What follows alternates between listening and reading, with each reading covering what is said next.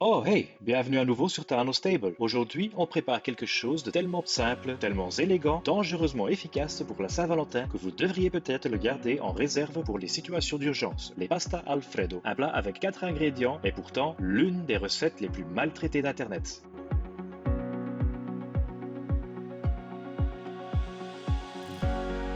Pour les ingrédients, vous aurez besoin de 150 g de Parmigiano Reggiano, 60 g de beurre doux, 240 g de pâte longue de votre choix, sel et poivre. C'est tout. Pas de crème, pas d'ail, pas de larmes, juste de la technique. Traditionnellement, on utilise des fettuccine fraîches, idéalement faites maison. Mais je ne suis pas ici pour juger, je suis ici pour cuisiner. J'avais un paquet de mafaldine qui traînait, donc c'est ce que j'utilise. Et oui, je sais que les Italiens partout dans le monde viennent de s'évanouir, mais on va survivre. Et je suis italien moi-même. Les pâtes fraîches donnent effectivement une sauce plus soyeuse parce qu'elles libèrent plus d'amidon. Mais les pâtes sèches fonctionnent parfaitement. Si vous voulez impressionner quelqu'un, faire des pâtes fraîches ensemble, c'est littéralement une scène de comédie romantique qui s'écrit toute seule. Il faut juste accepter que votre cuisine sera recouverte de farine. Je râpe un Parmigiano Reggiano affiné 24 mois avec une microplane. Vous pouvez utiliser la râpe que vous voulez, mais gardez en tête, plus les morceaux sont gros, plus ils fondent difficilement et plus vous risquez de finir avec une catastrophe. Et s'il vous plaît, par pitié, n'utilisez pas du fromage pré-râpé. Ce n'est pas du Parmigiano, c'est de la tristesse en sachet. Et si vous avez un budget serré, le Grana Padano fait très bien l'affaire.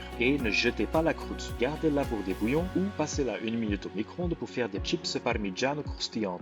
Grignotez avec responsabilité. Si vous vous demandez pourquoi le vrai Parmigiano fond si bien, c'est grâce à son faible taux d'humidité et sa structure riche en protéines. Il s'émulsionne au lieu de filer comme la mozzarella. C'est pour ça que l'Alfredo fonctionne. C'est essentiellement une émulsion de fromage déguisée en sauce à la crème. Quand vous avez fini avec votre planche en bois, nettoyez-la correctement et laissez-la sécher à l'air libre. Ne la lavez pas sous l'eau courante, sauf si vous voulez une magnifique planche toute gondolée. Sur le feu, portez une casserole d'eau à ébullition et salez généreusement. Comme on dit en Italie, salato come il mare, salé comme la mer. Et oui, je sais que ma casserole est trop petite pour ces pâtes, on est en plein déménagement, tout est dans des cartons et c'est la seule casserole que j'ai. Je vais juste pousser les pâtes doucement au fur et à mesure qu'elles ramollissent. Elles ne vont pas casser, faites-moi confiance. Faites cuire jusqu'à ce qu'elles sont al dente, ne les écoutez pas, sauf si vous aimez perdre l'or liquide qui est l'eau de cuisson. Si vous écoutez quand même, gardez au moins une bonne louche de cette eau pour la sauce. L'eau de cuisson des pâtes, c'est la poignée de main secrète de la cuisine italienne. Amidonné, salé, c'est littéralement la colle qui lie la sauce. Si votre sauce se sépare, devient huileuse ou refuse d'épaissir, l'eau de cuisson règle le problème dans 99% des cas. Pour préparer l'Alfredo, vous pouvez faire ça à table pour un effet Saint-Valentin dramatique. Mais je le fais dans une casserole parce que le pratique est plus haut que le romantique. Dans la casserole,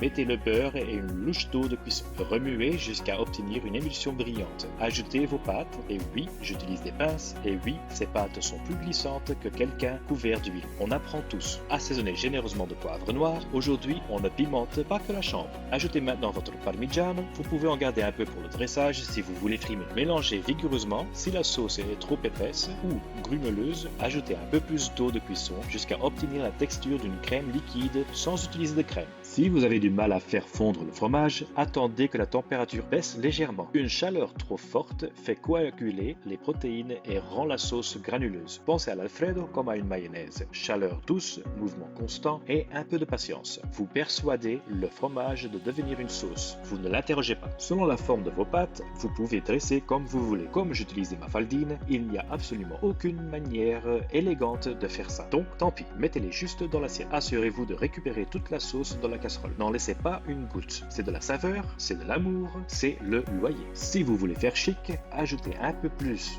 de poivre, quelques copeaux de parmigiano ou une mini goutte d'eau de cuisson pour la brillance façon restaurant. Mais n'ajoutez pas de persil. L'Alfredo n'a pas besoin d'une coupe de cheveux. Et voilà, pasta Alfredo. Un plat si simple, mais si puissant que vous allez forcément marquer des points ce soir.